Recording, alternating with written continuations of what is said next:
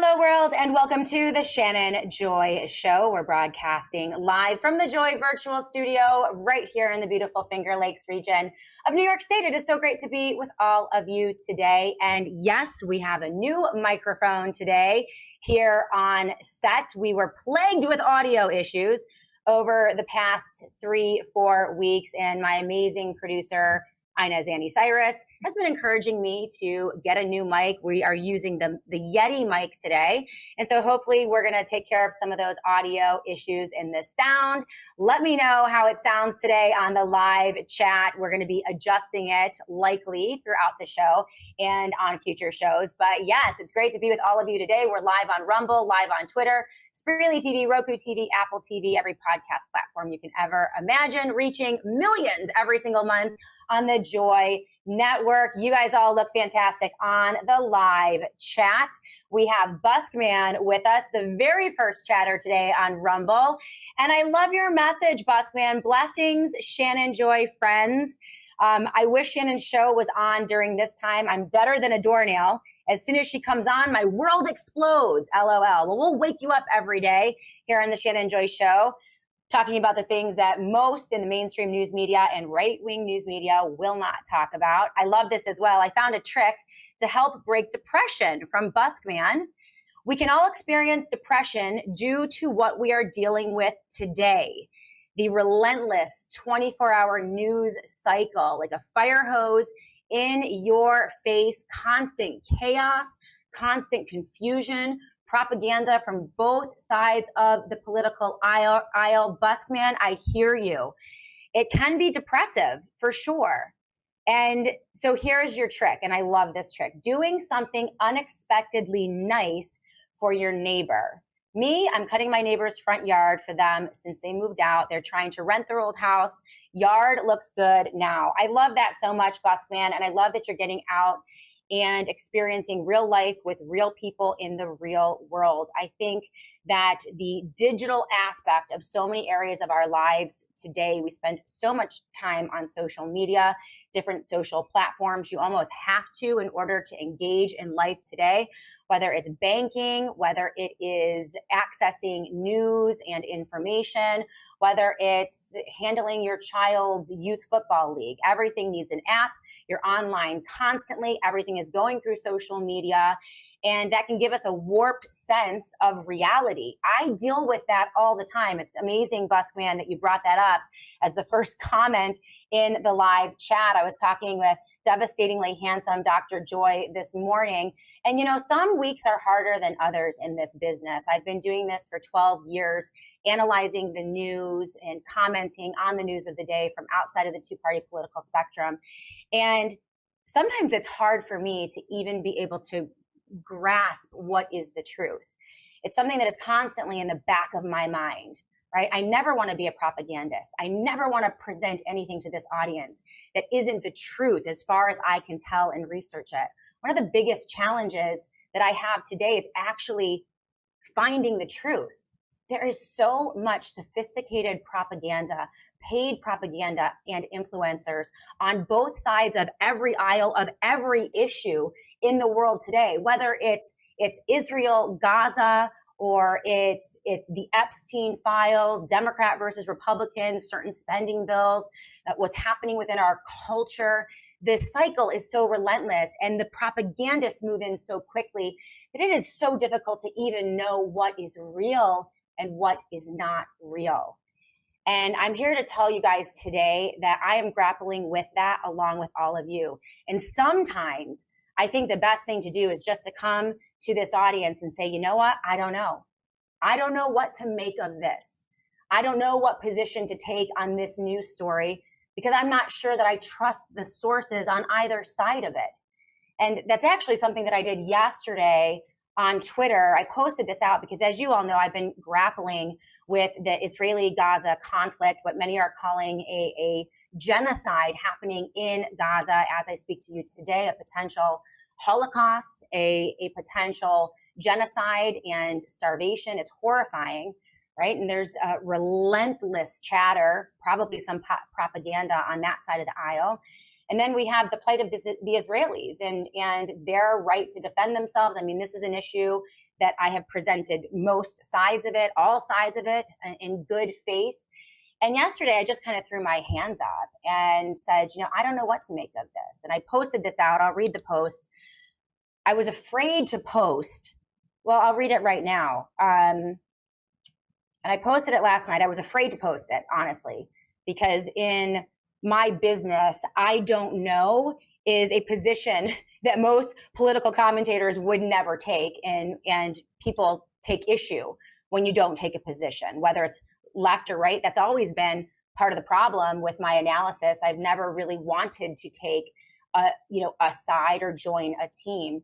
But on this issue of the Israeli-Gaza conflict, people want me to take a position on the situation. And I get a lot of pressure and phone calls and emails and messaging from not only people in the audience, but also people who are invested in this situation. And I can honestly say, and this was my tweet, I have no idea what the truth is regarding this conflict.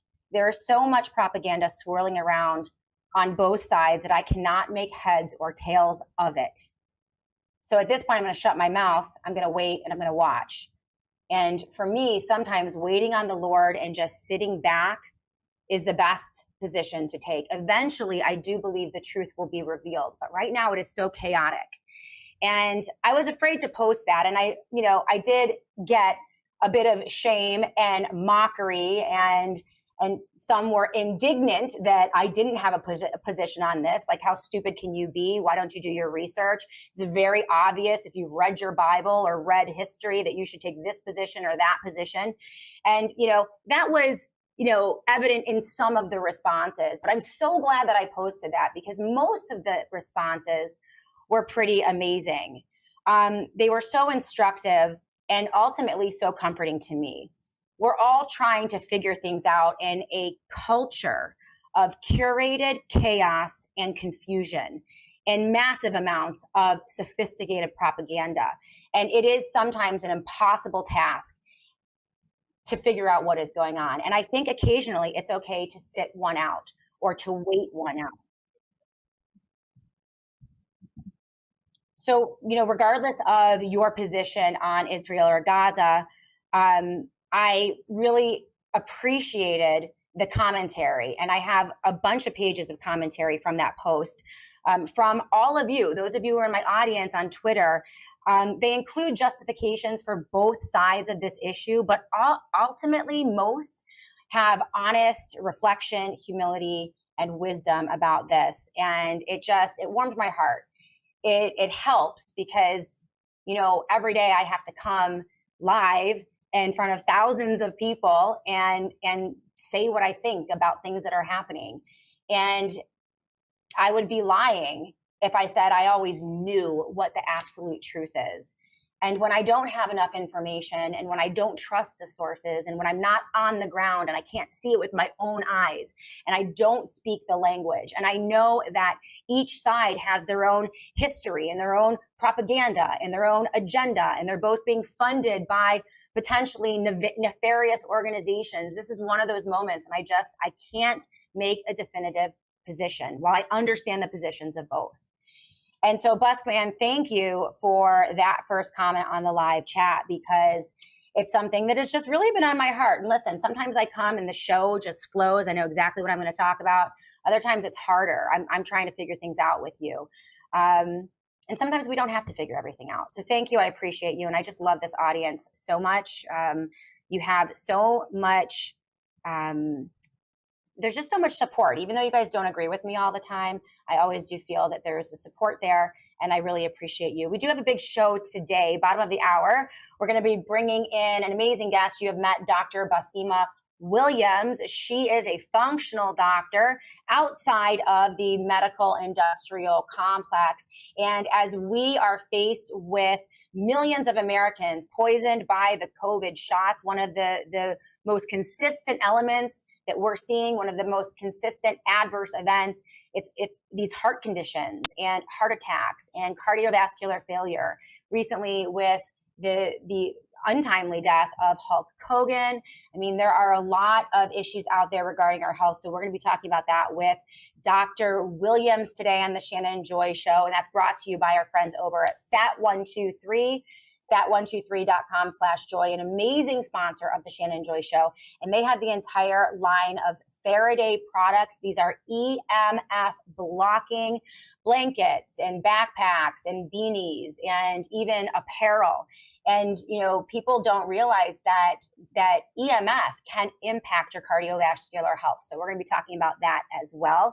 But I do want to say hello to all of you. So stay tuned. Dr. Bashima Williams will be with us probably right around 12:40. We're going to bring her in for that conversation. But you see the headline of the show today. I love these stories. I posted 2 stories in the top headlines for the Shannon Joy Show about small time local activism. I loved this story out of Politico, the small town activists in Alameda, California have succeeded in halting a geo-engineering weather modification sun dimming scheme backed by multimillionaires and probably the globalists in California, proving that localism can beat globalism and those global agendas. As you guys know, there seems to be no end whatsoever in the scheming of globalist, God complex technocrats, from mRNA dental floss, I kid you not, to aerosolized vaccination and solar radiation management through geoengineering, everything that we're seeing in the skies that is creating that wacky weather. They plan very publicly to erect Manhattan-sized data centers across the country and use mass digital surveillance in towns and villages across the United States of America. And they are moving fast, thanks to the executive orders, the emergency declarations, and the legislation passed and signed by Donald Trump, who you all know, I believe, is the Trojan horse for the technocratic taking over of our country and our government.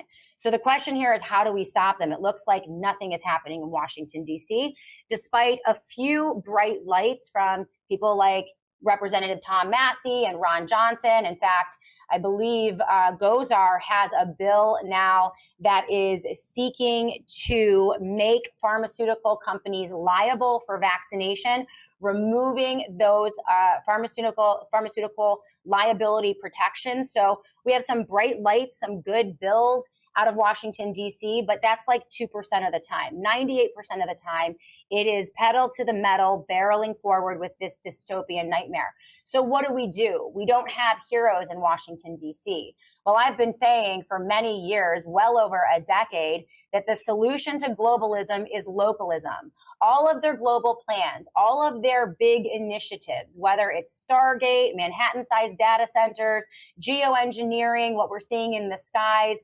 every one of those plans is completely useless if we can stop it and stop them at the point of implementation. And that is always the local level. This is why local organization outside of the two-party political paradigm independently is so incredibly important.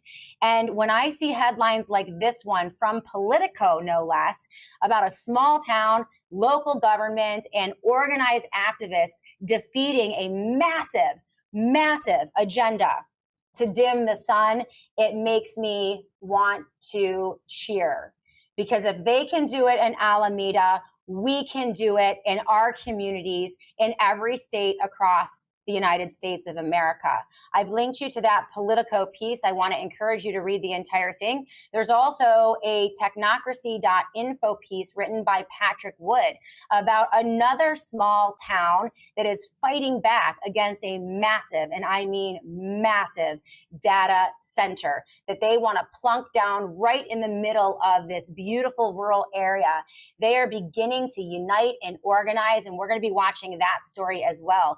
But this is what they were planning. And this is from Drunk Cicero on Twitter. It's just an overview of that Politico story. They were planning a secret, ultra secret sunlight dimming experiment in Alameda, California. It was a coastal cloud test in San Francisco, and they were going to spray sea salt from an aircraft carrier aimed to brighten the clouds and cool the earth. And the scope of this agenda is breathtaking. It spanned 3 continents. It was all in secret. It had secret backers, the NGOs, massive corporations. It involved governmental grants, all of the things that you would come to expect. What happened in this case, as reported by Politico, is the city of Alameda intervened and halted the test. The officials began to look into this with help from an organization from the local level and learned that it cited a lack of complete transparency. There was massive public backlash, and they forced a shutdown of the test. This was an elite-funded climate tech experiment. They were going to roll it out covertly, and the suburbs decided, we don't consent. We're not lab rats. We're not going to let you experiment on us in our home. And they stopped it.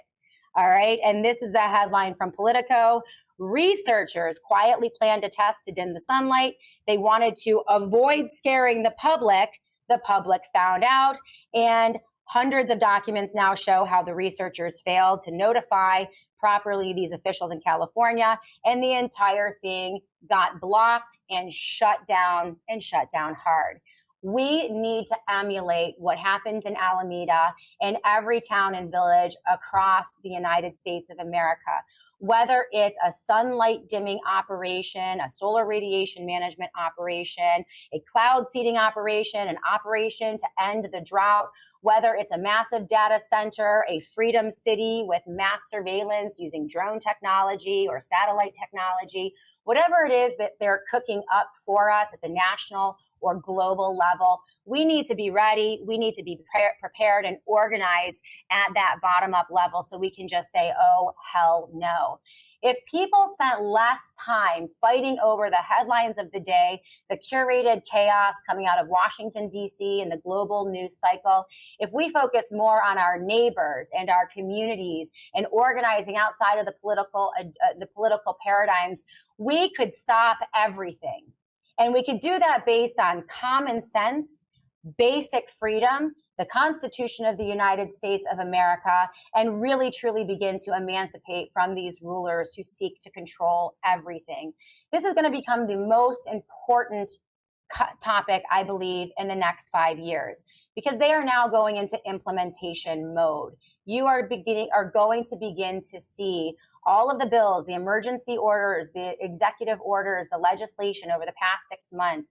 This is all going to begin to be rolled out. You're going to experience it with your 401k. You're going to experience it in your community. All of a sudden, you're going to see changes in the way that daily life is lived. And you're going to wonder, where did it come from? Well, it came from Washington, D.C., and the right didn't talk about it. So I loved those stories. I thought they were, it's, just wonderful. And we're going to be keeping an eye on all of that for sure. I want to go to the live chat and say hello to all of you. Chronozone sound New York State over the weekend. The number of huge solar farms is just ridiculous, and signs all over trying to fight the wind turbines.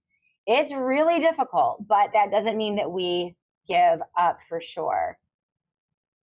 I know, the data centers are, the amount of water necessary to run those data centers, the amount of energy and power, is why they're linking them up to like nuclear reactors. It's insane.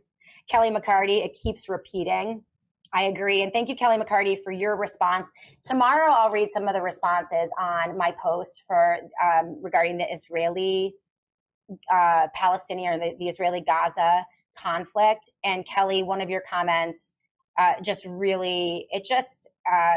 warmed my heart, because I hear you guys that, trying to figure out what is going on and making a educated and rational, reasonable determination about a position is getting harder and harder, especially in this crazy 24-hour news cycle. So are you guys glitching today? I see some people talking about some glitching, having to reload. I'm not sure. Okay, Kelly McCarty, I caught it. I rebooted the app and everything looks good.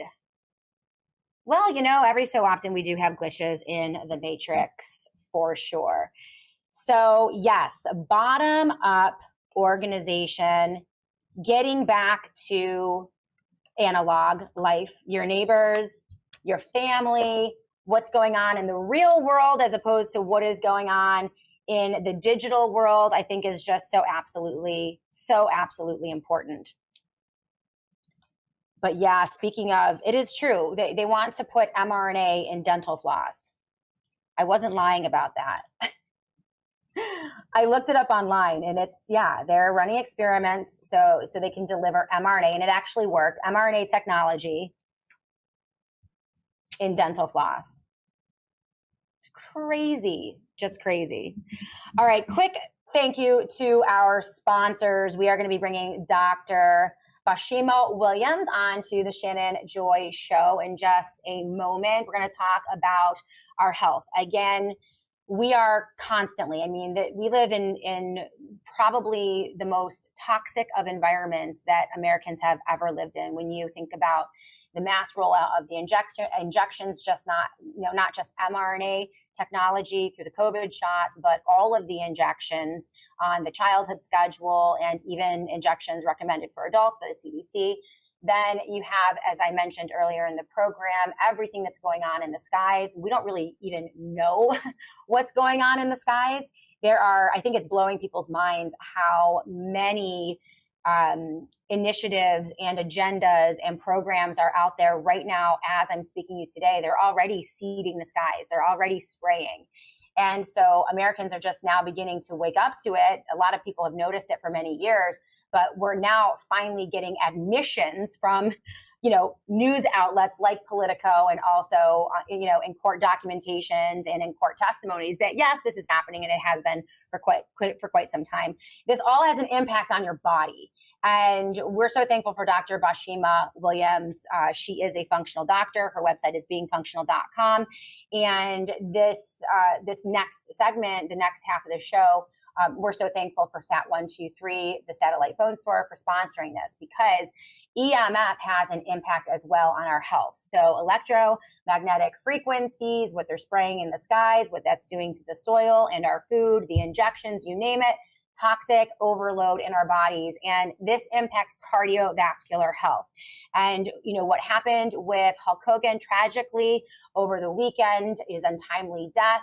This is something that every American needs to know about and understand. Again, we don't want to be in the medical industrial complex. The mission is to stay healthy, to stay out of the medical industrial complex. We don't want to be going into the hospital. We don't want to have to be going in for surgeries.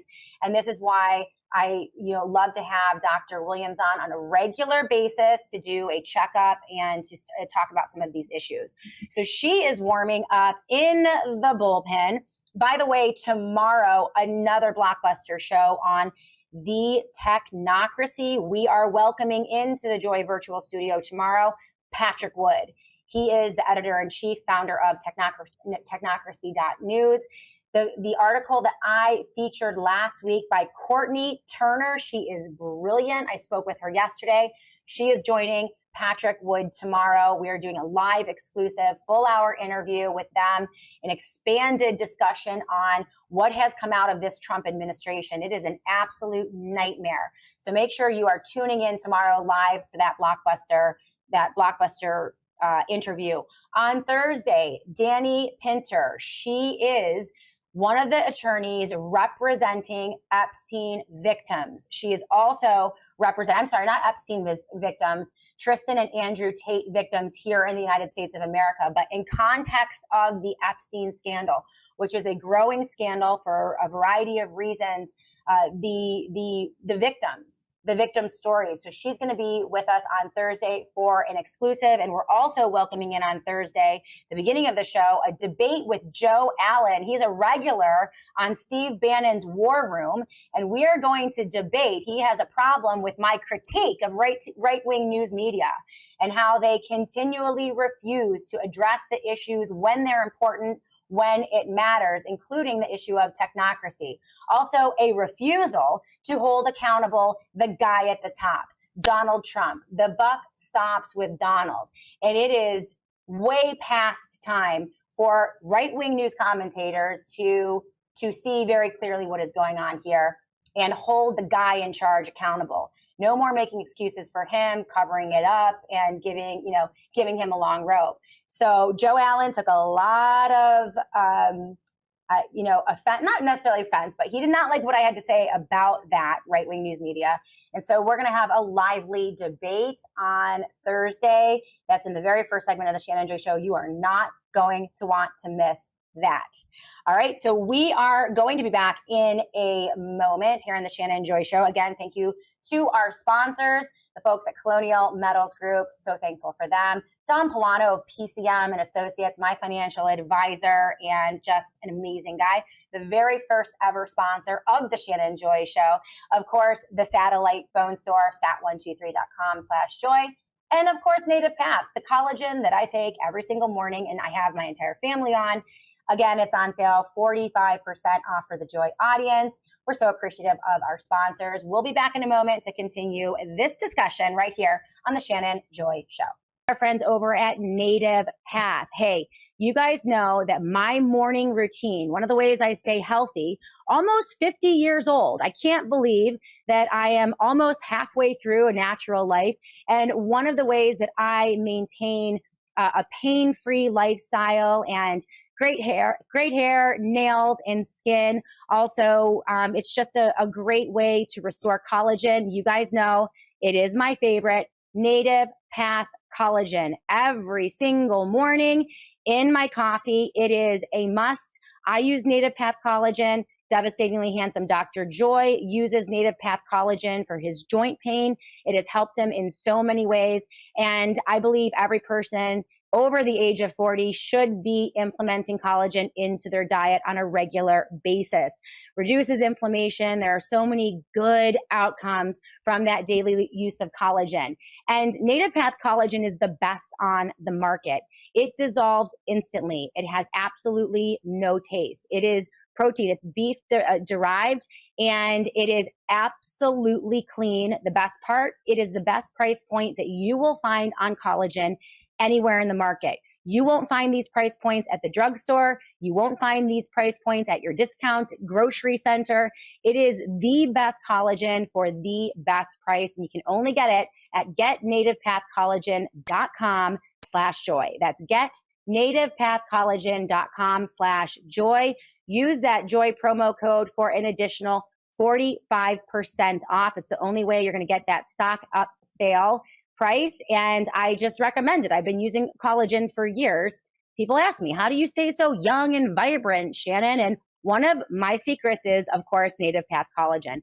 You guys know that one of our amazing sponsors is Colonial Metals Group. We could not bring this show to you, this expansion, this studio, the ability to bring Annie in to produce the show. This is all because of some of our key sponsorships. And Colonial Metals Group has been a partner with the Shannon Joy Show. They have helped so many of you begin your gold and silver journey, whether it's through the purchase of physical gold and silver or through an independent IRA backed by gold and silver. They can do transfers. They can take a 401k and transfer a portion of that or the entire thing into an individual IRA backed by gold and silver that you direct, right? So you have all the control over it. It is much faster and much easier than I ever imagined. It took less than a couple days for me to get mine set up, and they are standing by. They are ready to talk to all of you about how you can begin to protect your retirement.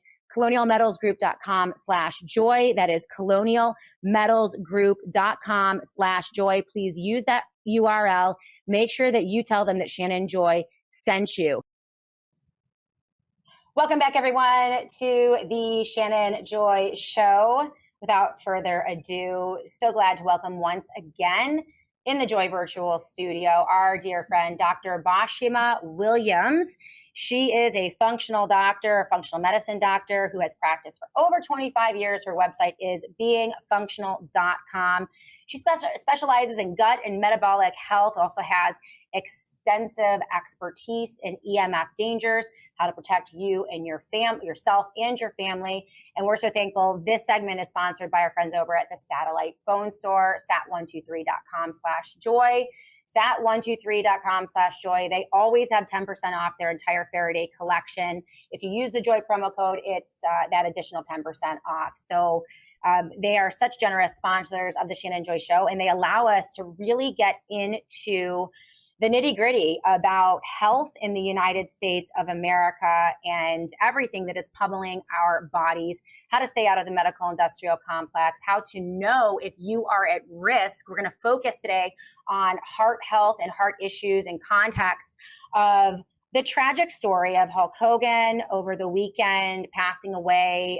You have some insights on that, Dr. Williams, and I think that's going to be a great entry point to this discussion about not only heart health, because now, I mean, honestly, with the mass injection of millions of Americans over the past 4 years, I am seeing the amount of heart issues with young people, children, young men in their 30s and 40s. We've never seen this before. Yes, Hulk Hogan was older, but it just seems like it is everywhere, Dr. Williams, and it's on a lot of people's minds. So I think it's a great topic today. Welcome to the show, and we're glad to have you. Shannon, thank you so much for having me today. So I'm excited to actually talk about, I'm not excited that Hulk Hogan died, and really prayers for his family, but really just kind of a little reminder that we need to be taking our health into our own hand, because unfortunately, there's a statistic that 50% of people present for their first episode of a cardiovascular event with the cardiovascular event. That means 50% of people, their first symptom is the actual event. That's terrifying. Yeah. It's very terrifying. And that 365,000 people have an out of hospital cardiovascular event every year. And there is a 90% mortality rate associated with that. So it's very important to understand what your risk factors are.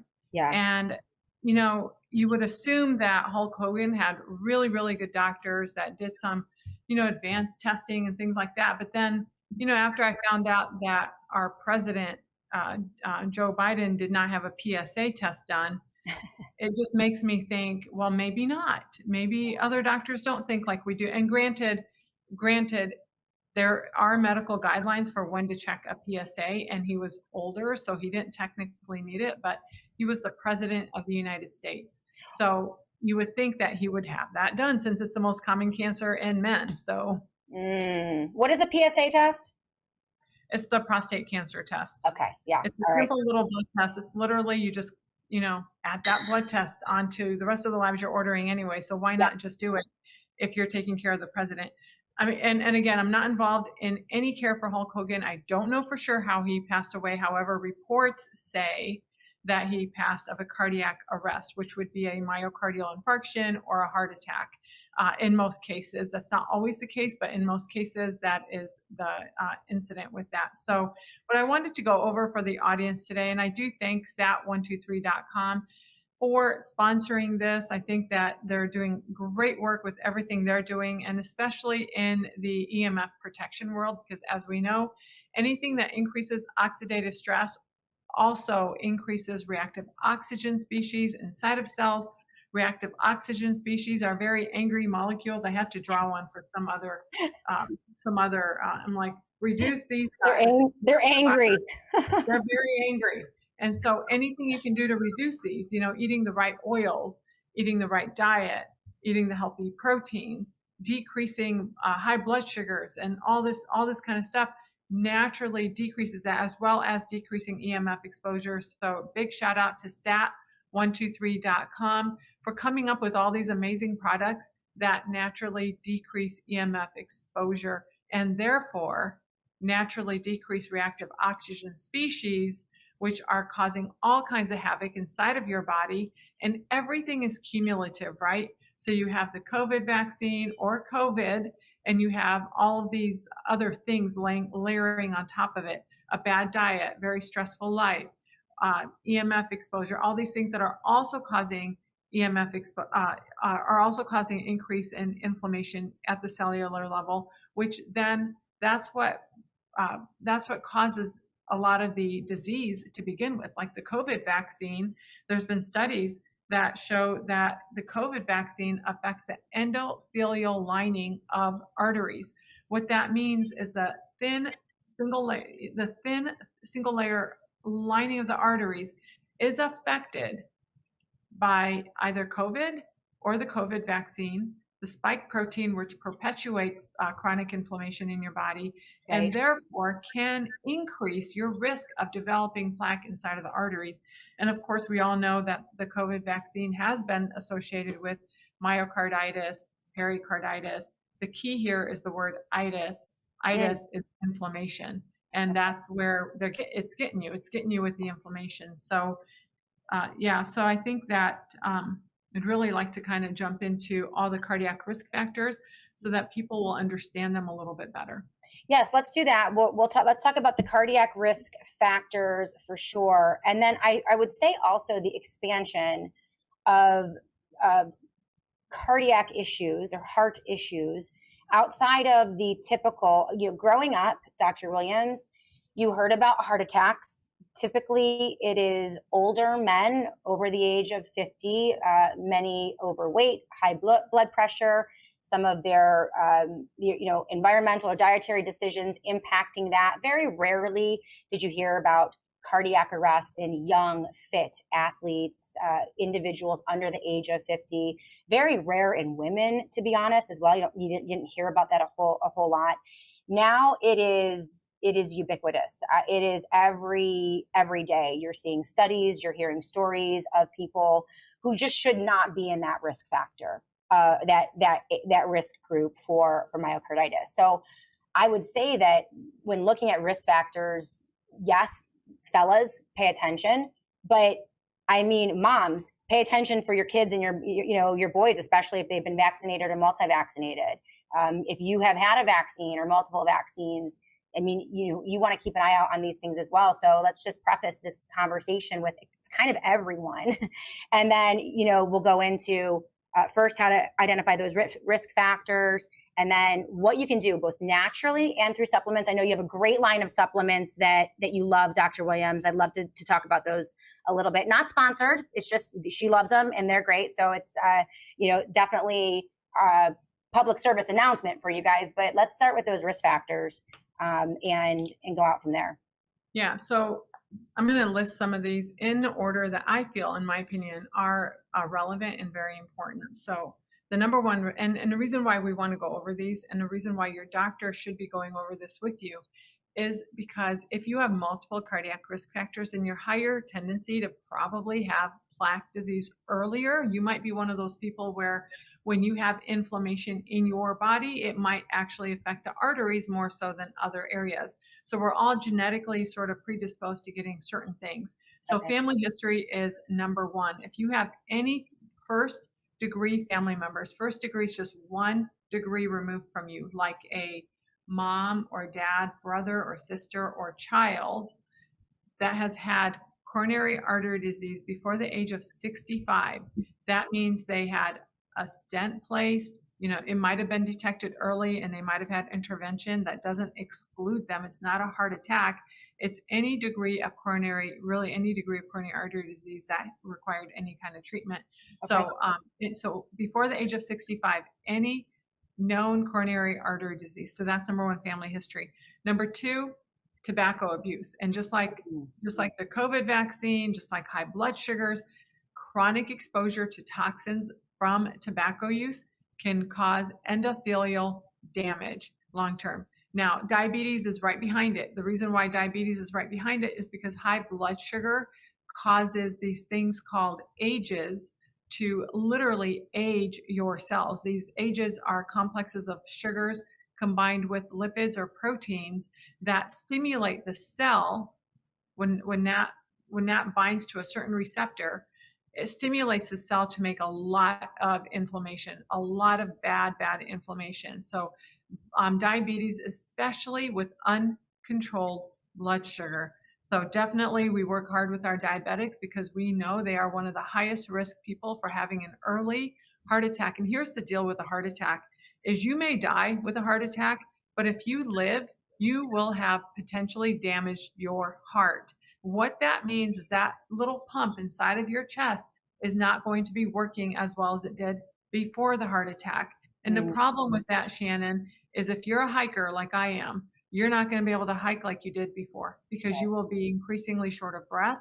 You will probably develop some degree of something called congestive heart failure and have other complications post having a heart attack if you survive.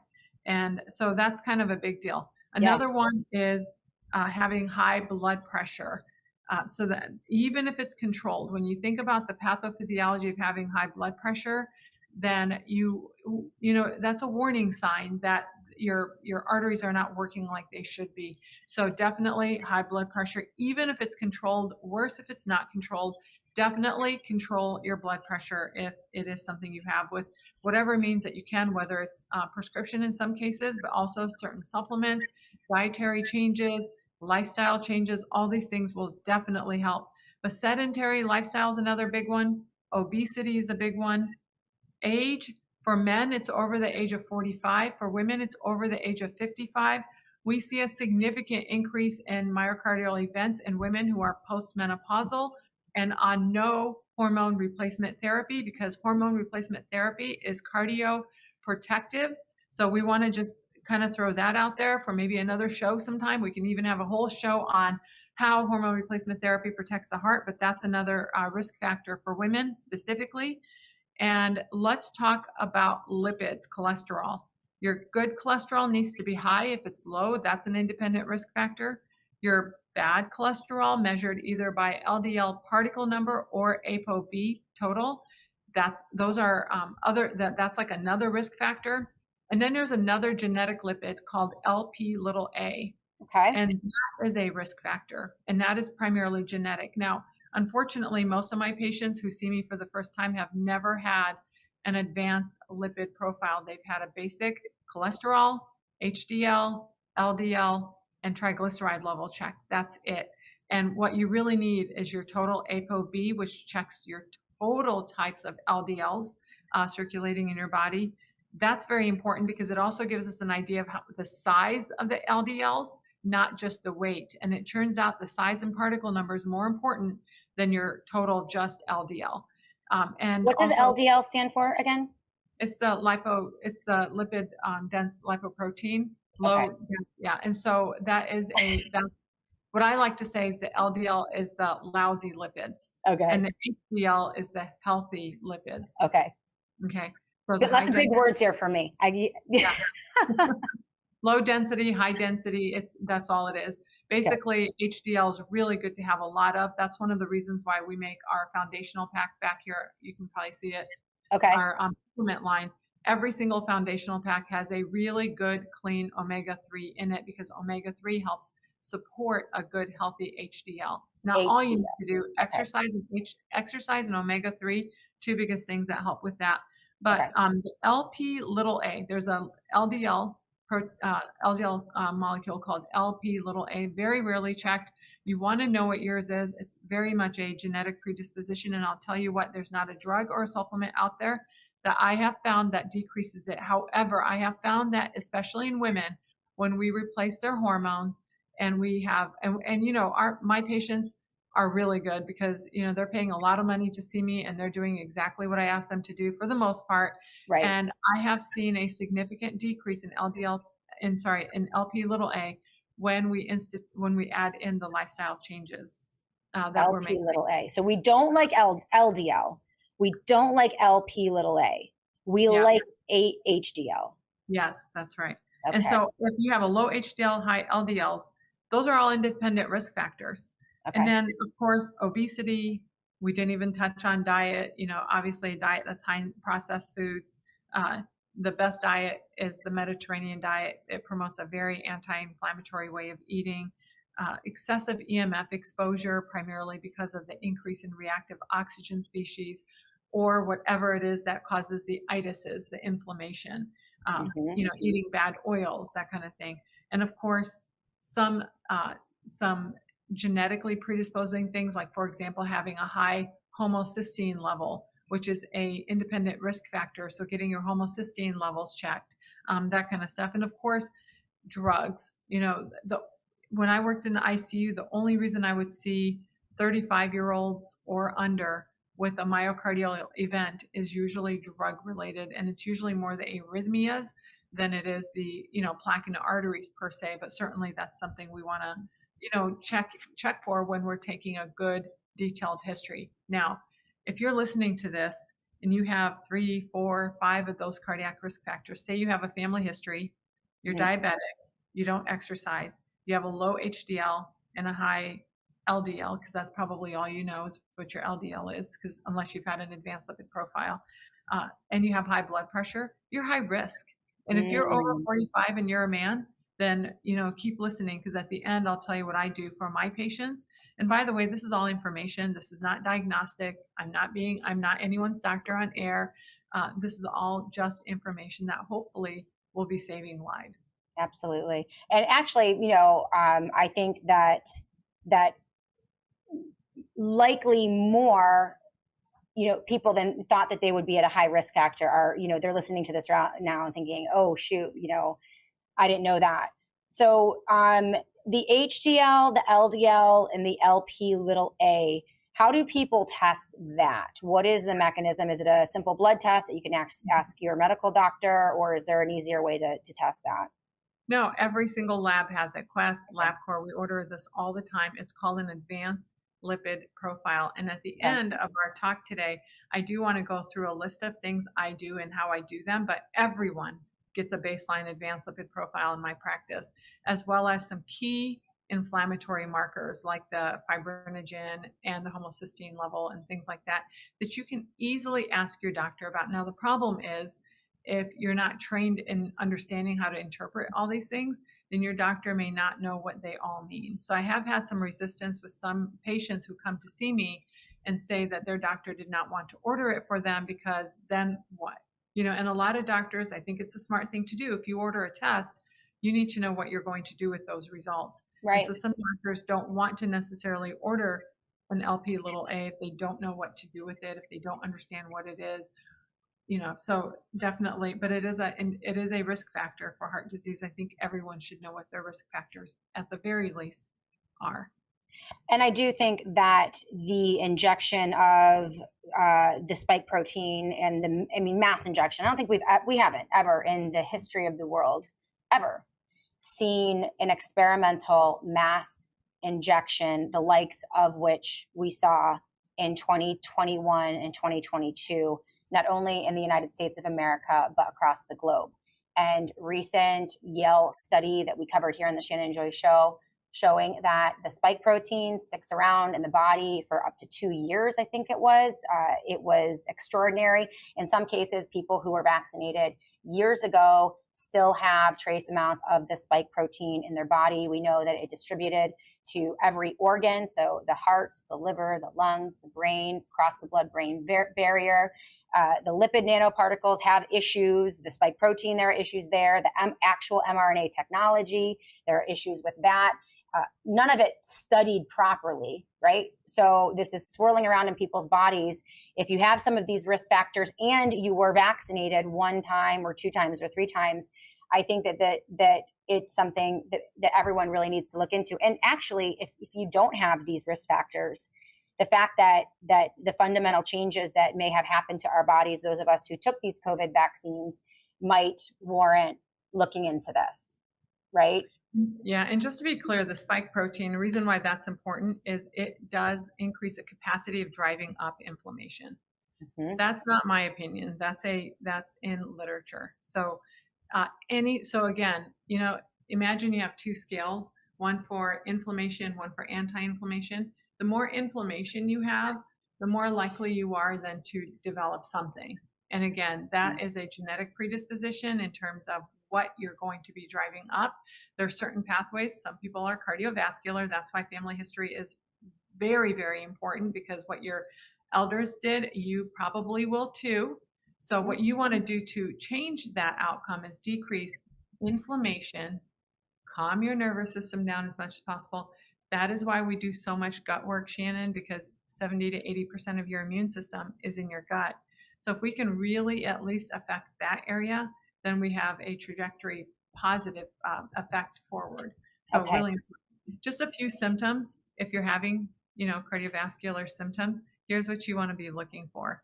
The most common symptom is chest pain or pressure, like something sitting on your chest. So a lot of my patients, when I worked in ICU and ER, they would come in with a heavy sensation on their chest. And another big one is this heavy sensation or weird sensation also gets worse with exertion. Okay. And it's associated with some shortness of breath. So, for example, my sister was walking on the beach for 3 weeks in Florida having these symptoms. And she assumed, and this is the problem, people just think, oh, it's this or it's that. And that's easy to do because we don't want to think that something that bad is happening to us. And so we deflect a lot. And that's a natural, normal response. But, I just want to make sure everyone's aware. My sister walked on this beach for 3 weeks in Florida and assumed it was the humidity. So when she got to California and continued having these symptoms, that's finally when they got a hold of me. And I'm like, you need to go to the ER right now because that's an emergency that you do need to go to the hospital for. And she ended up having to have, unfortunately, bypass surgery. And she had so she could have very well, had she pushed herself, luckily she's kind of on, not one of those that pushes herself too hard, one of those people. I would have kept Hopefully pushing. she's not watching. Hopefully she's not watching, or else you're gonna have a sisterly fight, a sisterly No, spat. she knows. She knows. I'm a little hard on her, but why did you not call me and tell me? Right. Like, you walked on that beach before years ago. Why do you think all of a sudden it would affect you this way? Right. So anyway, so she ended up actually having to have bypass surgery, which saved her life and actually has led to a lot of good changes in her, better blood sugar control, things like that. But chest pain and pressure, also sometimes the pain can radiate into the jaw and into the left arm. A lot of times we see these things when your endorphins are naturally high and you're exerting yourself, which tends to be in the early morning hours. So when your adrenaline is naturally high, cortisol is naturally high, you have more vasoconstriction naturally of blood vessels. So then it decreases blood flow even more. So you may find it even harder to sort of get up and go. If that's you, you really need to talk to your doctor. And of course, a shortness of breath with exertion. And then there's some very non-exact symptoms, so to speak. But if you're increasingly becoming more tired, lightheaded, dizzy, or having more heart palpitations, that could be a symptom. So these are all just symptoms and definitely something to take into consideration. Yeah. Of the of if you're having any of those symptoms. And I wonder, was Hulk Hogan having any of those symptoms? Was he just feeling a little more tired? There's a doctor I know that his dad, who was also a doctor, when he started having some chest pressure, he actually got down on the floor and did 10 push-ups to see if it would get worse, because if it was cardiovascular, it would get worse if you exerted yourself. Right. And it did get worse. So he went to the ER and he did have heart disease. But, he did his own little mini self stress test, if you will. That's what a stress test is when you're on a treadmill, running on a treadmill, exerting yourself. And they're monitoring for cardiovascular changes that you're all hooked up when you're exerting yourself progressively more and more and more to see if there's anything that then shows up. Because sometimes it doesn't show up unless you're exerting yourself. So, but again, that's a great tip for anyone who's experiencing some of these symptoms. And we're going to have to go to break in a minute, Dr. Williams, because when we come back, we're going to be talking about, okay, if you have these symptoms, if you have these risk factors, what do we do? You mentioned we want to decrease inflammation. We want to calm the nervous system. We want to first make lifestyle changes, then potentially look at supplements, and then even, for people who have a lot of high risk factors, there might be some more. So we'll get into all that systematically in the next segment. But if you want to finish up with the symptoms and things to look out for, then we'll go to break and we'll go into the fun part. Right? This is getting healthy and taking care of yourself and making sure that this doesn't impact your life. But if you want to finish up with that thought, then we'll go to break. Yeah, so I just want to be clear. If you are having exertional shortness of breath or chest pain, that means if you are walking and you're having chest pain, go see your doctor, period. You have to get medical help because that is a medical emergency. And this in America, our medical emergency treatment is actually pretty darn good. Our day-to-day treatment and the way doctors treat you day-to-day, that may not be great. And, certainly they are under educated in lifestyle medicine. But one key thing I want to remind you, 50% of people show up with their first event. That's their first symptom. So you have to understand your cardiac risk factors, and you have to be better versed with what symptoms that you might have been missing you could have presented with earlier, because you want to prevent, not have to live through a cardiovascular event, hopefully, but then the consequences afterwards. What we say in medicine is time is muscle. So the more time that goes by, the more muscle is damaged in the heart tissue that you'll never be able to recover. So very important. I am keeping an eye on the live chat, everyone. I see you, Green Tea 369, with a question. If there are any other questions, if you have a question for Dr. Bashima Williams, just put it in all caps and make sure we know it's a question. Again, this is not medical advice. She's not giving medical advice, but we can answer some general questions at the end of the show. There are going to be a lot out there. I've seen comments on statins and their impact. I'd love to get your thoughts about statins. Also, we have some chatter regarding blood type and and how that can impact risk factors for heart health. Not really sure about that, but we can look into it when we come back. We are joined today by Dr. Bashima Williams. Thank you to Satellite Phone Store, sat123.com/joy, sat123.com/joy. Without their amazing sponsorship, we couldn't bring the show to you every day. And it's always 10% off for every Joy viewer and listener with the promo code JOY. Why do we love them? Well, among other things, the satellite phones, the generators, the solar panels, everything you need for when the lights go out. They also have the most extensive line, one of the best quality lines of Faraday technology, beanies, bags, blankets, apparel. This is a way for you to reduce your body's exposure to EMF, electromagnetic frequencies. And as we know, talking to Dr. Williams, that exposure can impact your heart health.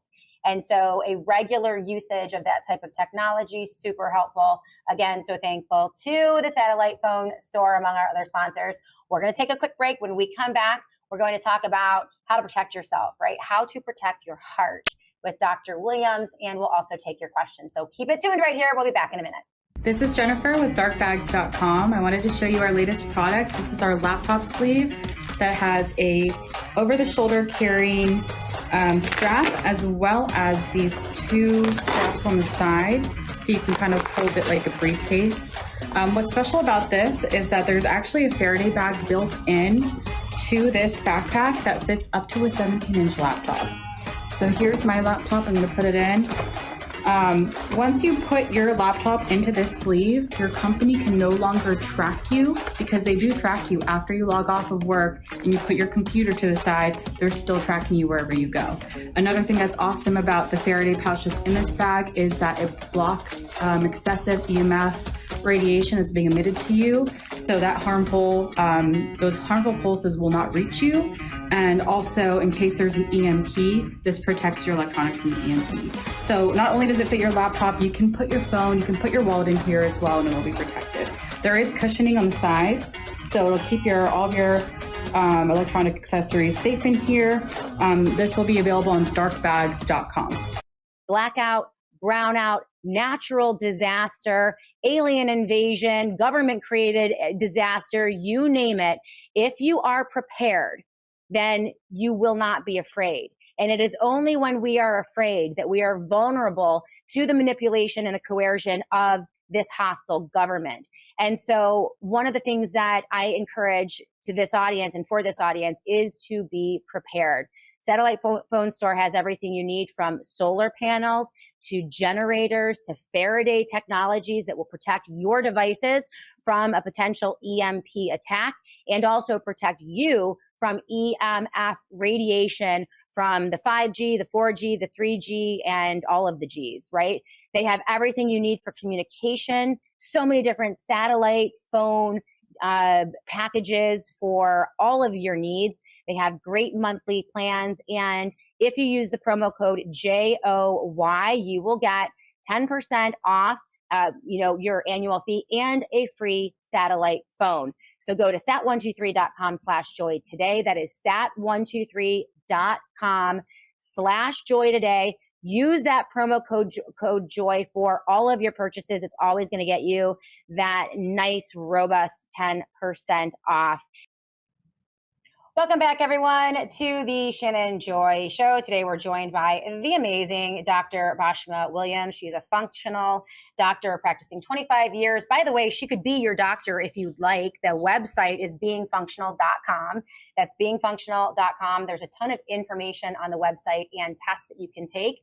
There's also a line of supplemental products that you love that people can look into. So we certainly want to make sure we're promoting what you do every day. And she sees patients all day, every day. So she's front facing. That's one of the things, my top medical doctors, Dr. Mary Telly Bowden, Dr. Peter McCullough, Dr. Bashma Williams, they are front facing medical doctors. They are seeing patients. It's very important to me when I bring them on because they know what's happening on the ground. There's an intellectual level of the practice of medicine that might have some benefit, but I think the people who are talking to real people every day are the people who best know how to address what's going on with the people. So thank you to Dr. Williams and, of course, Satellite Phone Store for sponsoring this segment. I see all of your questions.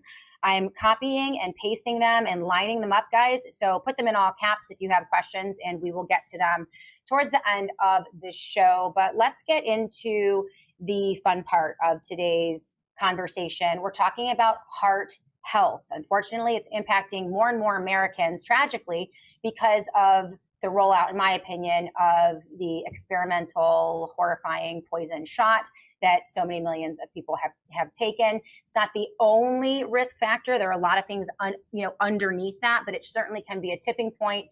And anyone who is vulnerable or has a family history of heart disease or heart issues, that could be a scale tipper, so to speak. So this is an important topic, and it impacts every American. So let's talk about, say you have the risk factors, say you're experiencing some of the symptoms. What are the things that average Americans can do? Obviously, this audience, we are very natural here on the Shannon Joy Show. We like to avoid the medical industrial complex. We don't want to take the prescription drugs. We don't want to take the shots or the jabs. We want to avoid any interaction whatsoever. And so that's why we're always interested in what can you do every day naturally, but also with the supplements. So let's start there and then build up, because every so often it makes sense to use a pharmaceutical product. We're not anti-pharma. It's just, less is more. So with that being the context and the sentiment, what would you recommend people start with, and what would be a good, solid protocol, lifestyle protocol for them to check out?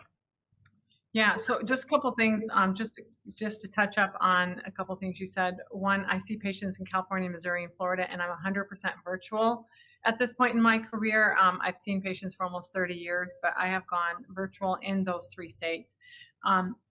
So I just want to make sure that everyone knows that, because otherwise we might get inundated with about 30 people wanting to be seen all at once. We have a huge wait list right now. So, but we are definitely seeing people, and I'll probably never stop seeing people, because honestly, I absolutely love what I'm doing. So, and then also just to clarify, if you are having active chest pain, pressure, shortness of breath, pain radiating to your jaw, left arm, don't wait. Just go to the ER. You need to go to the ER. Make sure you're not having an acute myocardial event, because time is muscle, and you don't want to wait until your doctor gets you in 3 or 4 weeks, or in some cases 3 or 4 months. You could potentially be dead by then, and that's not okay. But the idea of today's show is just to identify and be more self-aware. Like my sister, who was not self-aware and didn't realize that the shortness of breath walking on the beach was cardiovascular related. But the other thing I wanted people to be aware of is just assessing their own cardiac risk factors. It's the first thing I do when I see a new patient, because it is the number one killer in this world. So if we are not doing a good job assessing for risk factors and who who our high risk population is, then we are not doing our job as doctors, because then that leads to the next step of what we can do and recommend in terms of prevention. So what you want to do, every single person should ask their doctors for a couple simple tests. Number one, you want an advanced lipid profile. Included in an advanced lipid profile is something called an ApoB test. That ApoB test measures your total LDL number, not your total LDL by weight, but your total LDL number. And it turns out that your ApoB directly reflects the number of the LDL particles better. And if you have a very high ApoB, then you obviously that's a risk factor. You need to do something about it. The other thing it'll assess is that LP little a that we talked about earlier, and that is a genetically predisposing risk factor. So a lot of cases we can't ever lower that, not even with the best supplements or the best diet, exercise, things like that. However, I have found in some of my women patients where we've replaced hormone replacement therapy plus done all the lifestyle things where we have seen a reduction. Many cases not in the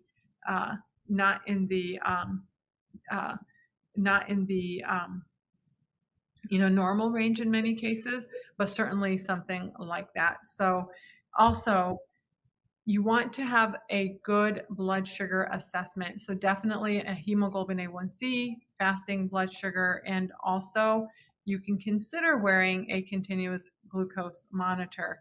Also, you can have some inflammatory markers checked, a CRP, homocysteine, fibrinogen markers. Those are all important markers. The CRP is least specific. If you did a really good workout the day before and you get a CRP the next day, it'll probably be falsely elevated.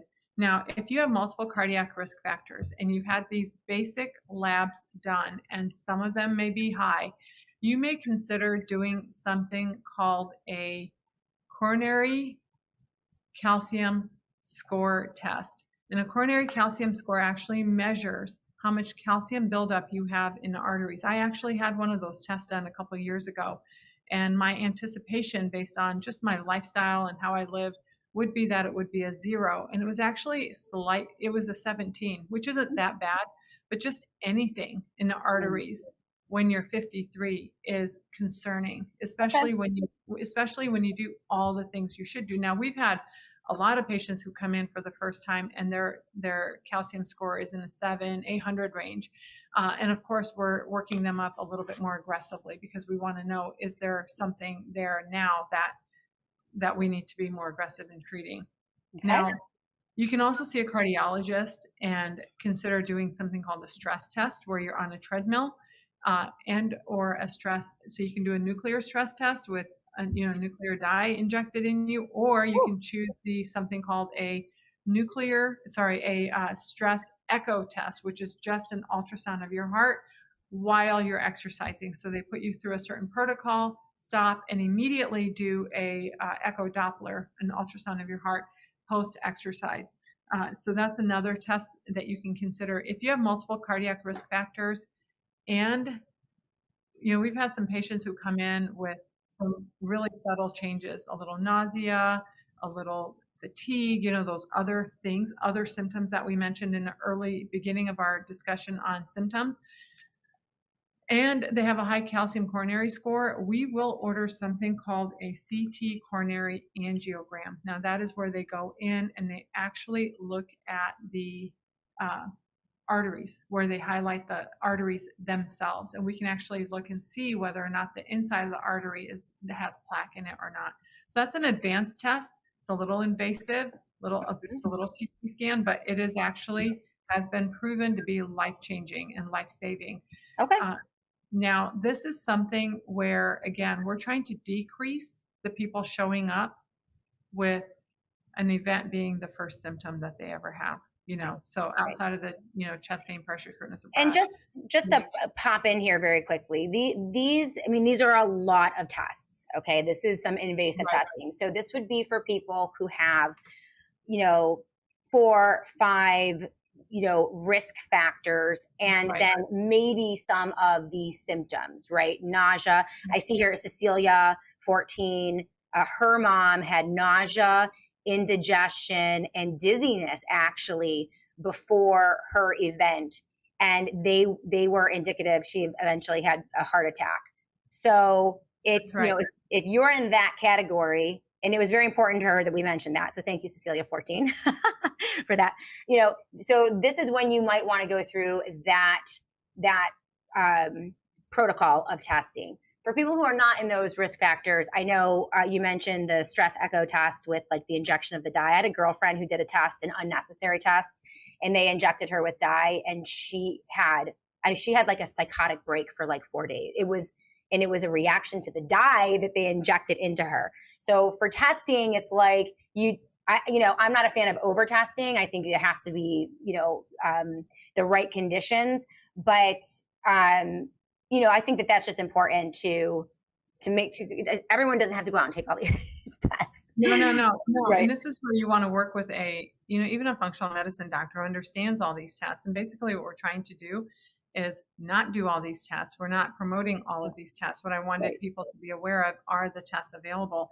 And that nausea, that's where the nausea, vomiting, indigestion, fatigue, lightheadedness, dizziness, heart palpitations, those were the non-specific symptoms that I mentioned earlier for a person who maybe those are so non-specific, but especially if you have those in addition to chest pain, pressure, shortness of breath, and sometimes that indigestion can feel like pressure in the chest.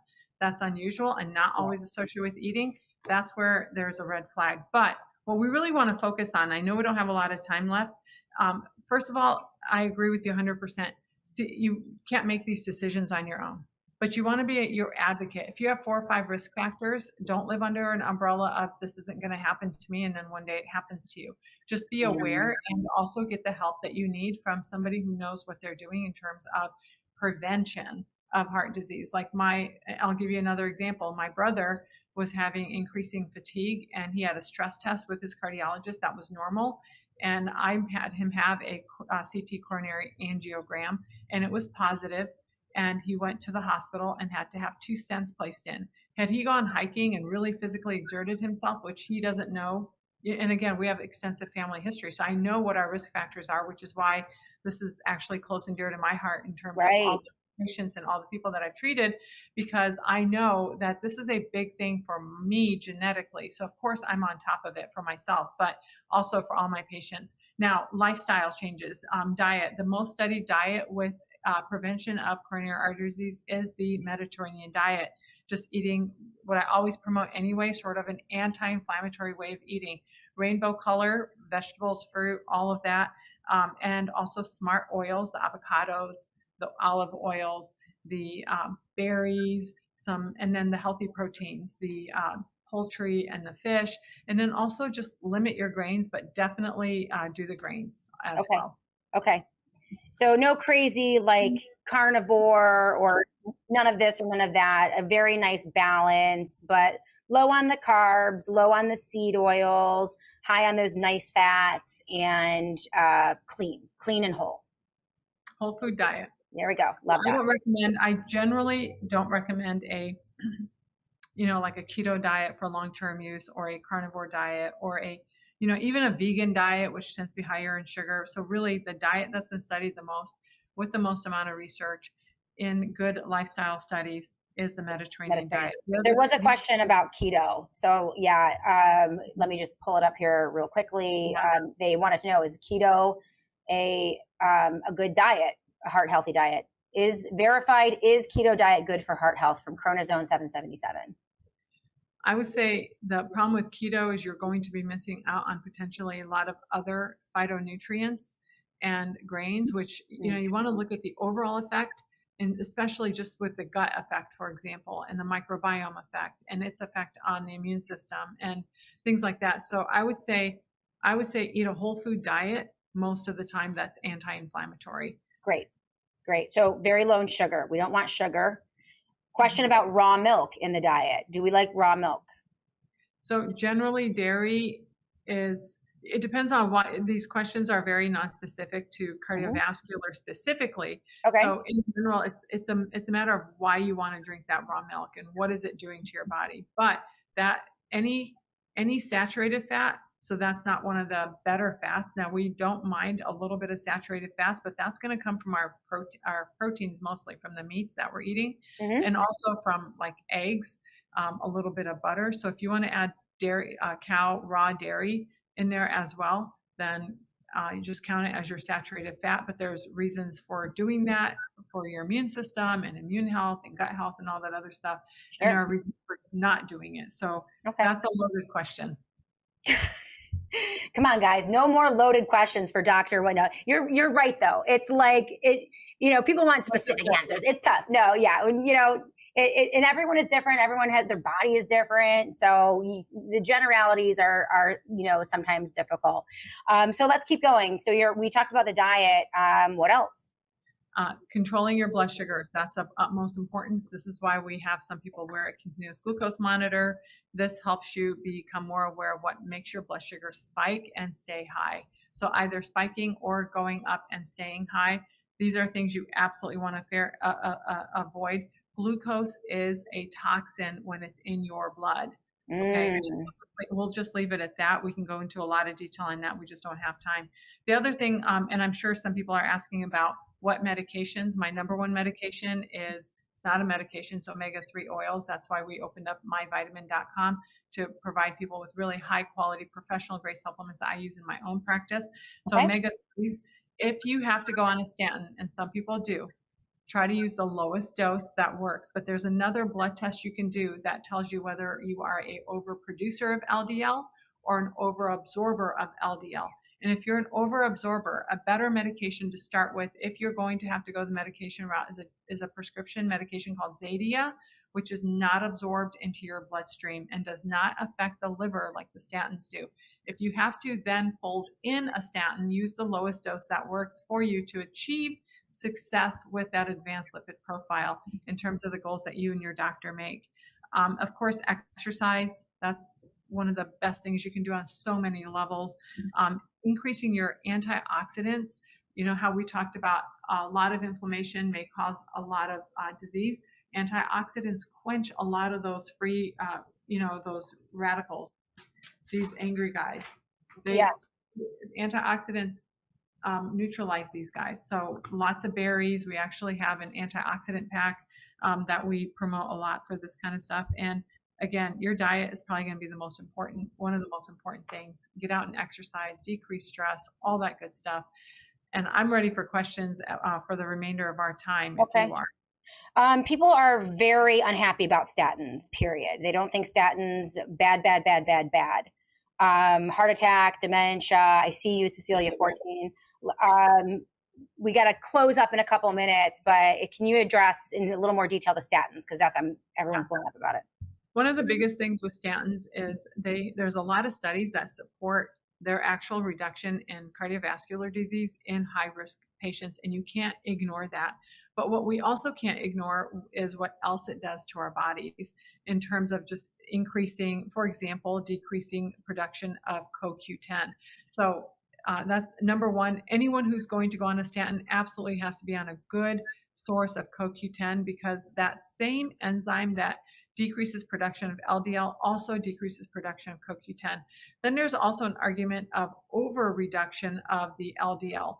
LDL is a, quote, bad cholesterol, but it's bad only in a oxidized or an inflammatory body where it becomes oxidized and pro-inflammatory. High blood sugars plus a lot of LDL is not good. And so, but what happens when we lower our LDL too much?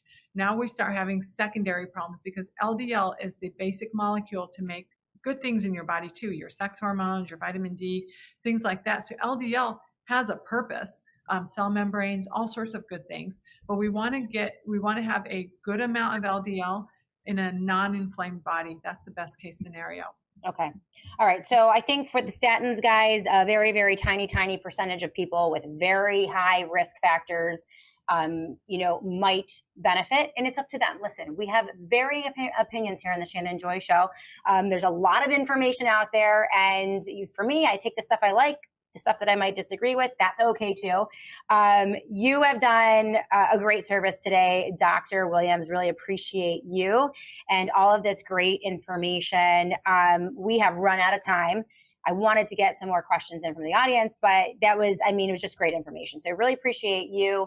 Beingfunctional.com, beingfunctional.com is the website. Of course, we are so thankful for Satellite Phone Store. They have sponsored the show today, sat123.com/joy, sat123.com/joy. Dr. Williams, thank you so much. Cannot wait to have you in again here on the Shannon Joy Show. Thanks so much, Shannon. Have a blessed day. All right, absolutely. And thank you to everyone on the live chat, everyone watching. Please give us a thumbs up on Rumble. Do that right now. It helps to push the algorithm, right? Also, if you're watching on Twitter Live, Facebook, Substack, any of the live platforms, comments, questions, thumbs up, likes, retweets, it all helps, again, with that crazy algorithm and helps us push out this show. We have so many voices, guys, here on the Shannon Joy Show. We have people who like a little bit of the pharma, none of the pharma, all natural, no natural. I mean, there is so much out there in terms of health and wellness, and we welcome all of those ideas. I can tell you, Dr. Williams has helped me personally in so many areas, health-wise. She's amazing. And again, we can all learn from a lot of different voices. So we appreciate you, Dr. Williams. And I want to thank all of you on the live chat. Wish I could have taken more of your comments today, but we really wanted to get that information in. Annie, thank you for producing the show. We're so thankful for you. We will be back tomorrow to do it all again. Patrick Wood of technocracy.news is with us, along with an amazing new guest, Courtney Turner. We are going to talk about the technocracy tomorrow. Do not miss that show. We'll be back to do it again right here on the Shannon Joy Show.